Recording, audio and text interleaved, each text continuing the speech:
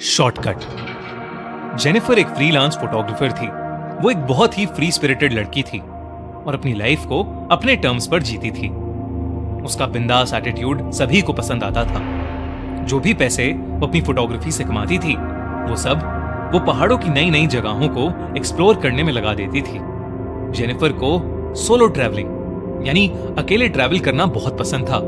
इस बार भी वो अकेले ही एक बिल्कुल अनएक्सप्लोर्ड हिल स्टेशन पर आई थी। वो जगह एक गांव के पास थी। उस पहाड़ के ऊपर एक ऐसी जगह थी जहां से जो नजारा दिखता था वो किसी जन्नत से कम नहीं लगता था। और वहां जाने तक का एक ट्रैक था जो करीबन 6 किलोमीटर लंबा था। जेनिफर ने वो नजारा देखने के लिए अपना बैकपैक और कैमरा उठाया और वो उस ट्रैक पर चली गई। उसके साथ कुछ और भी लोग उस ट्रैक पर जा रहे थे। जेनिफर बस ऊपर के व्यू के बारे में सोचती हुई खुद को मोटिवेट करती ऊपर चढ़े जा रही थी। कुछ दूर चलते ही जेनिफर को पहाड़ के ऊपर जा रहा एक कच्चा रास्ता दिखा। जेनिफर ने ठीक से देखा तो वो कच्चा रास्ता ऊपर जाकर ट्रैक के रास्ते में मिल रहा था।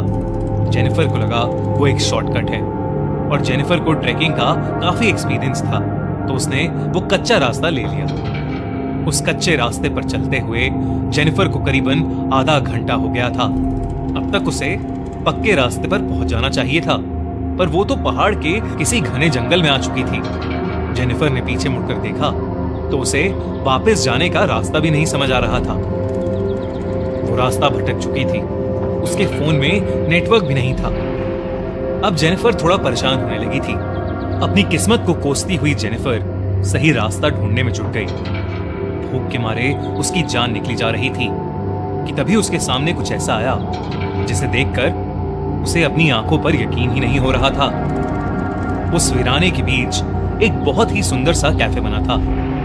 बाहर कैफे हिल रिट्रीट का बोर्ड लगा था और उसी कैफे से एक पक्की रोड भी जुड़ी हुई थी। जेनिफर की खुशी का ठिकाना नहीं रहा। वो बिना कुछ सोचे उस कैफे की तरफ दौड़ी और अंदर चली गई। कैफे जितना बाहर से सुंदर था उससे कई ज्यादा अंदर से था। अंदर बहुत ही अच्छी डेकोरेशन थी और कुछ यंगस्टर्स वहां बैठकर हंस खेल रहे थे। वो कैफे परफेक्ट था। जेनिफर सब कुछ भूल गई थी।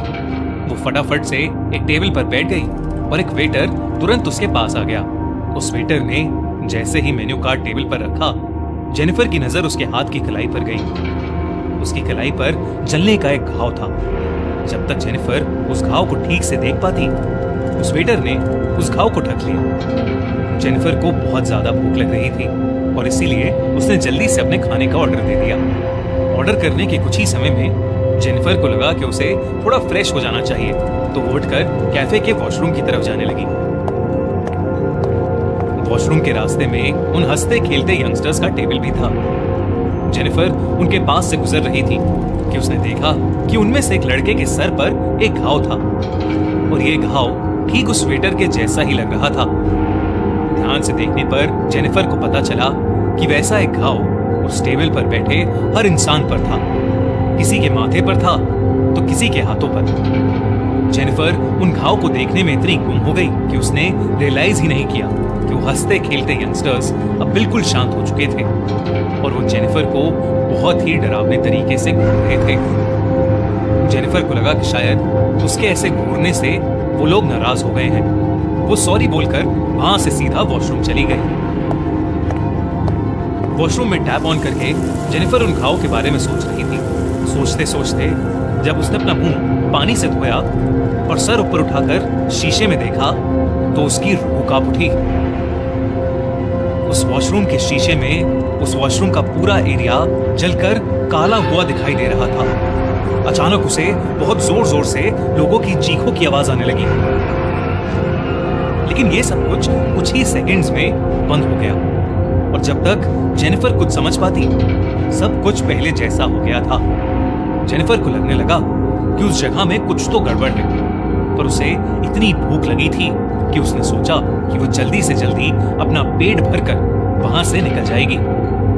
जेनिफर सर झुकाकर अपनी टेबल पर पहुंची और अपने खाने का इंतजार करते हुए उसने एक सिगरेट लाइट की और उसे पीने लगी। जेनिफर ने सिगरेट का धुआं छोड़ते हुए देखा कि पूरे कैफे में सन्नाटा था और कैफे में मौजूद हर एक इंसान उसे ही घूर कर देख रहा था। उनकी आंखों में इतना गुस्सा था कि जेनिफर घबरा उठी। देखते ही देखते उन सब के चेहरे बदलने लगे और उनके शरीर बिल्कुल काले पड़ गए। वो वेटर जो जेनिफर से बहुत मुस्कुराकर बात कर रहा था, अब जेनिफर की तरफ गुस्से में तेजी से दौड़ता हुआ आ रहा था। जेनिफर ने सहम कर उस सिगरेट को अपने पानी के ग्लास में डालकर बुझा दिया। जेनिफर को कुछ समझ नहीं आ रहा था और वो बहुत ज्यादा डर चुकी थी। इससे पहले वो कुछ कर पाती, उसने देखा कि वहां बैठे लोग जिनके शरीर काले पड़ रहे थे अब राख की तरह टूट रहे हैं। ये देखकर जेनिफर के डर के मारे चीख निकल गई। वो अपना सामान उठाकर जैसे तैसे उस कैफे से बाहर भागी और जब उसने वहां से निकलकर पीछे मुड़कर देखा तो उसे वो खूबसूरत कैफे नहीं बल्कि एक पूरी तरह जली हुई पुरानी खंडर बिल्डिंग दिखी। जेनिफर बिना कुछ सोचे बस वहां से रोड पर भागती गई। रोड पर भागते हुए उसे एक गाड़ी दिखी और उस गाड़ी में उसी एरिया में रहने वाला कोई आदमी था। जेनिफर की ऐसी हालत देखकर उस गाड़ी वाले इंसान ने जेनिफर को अपनी गाड़ी में लिफ्ट दे दी। जेनिफर ने अपने साथ हुआ हादसा जैसे तैसे करके उस आदमी को समझाने की कोशिश की।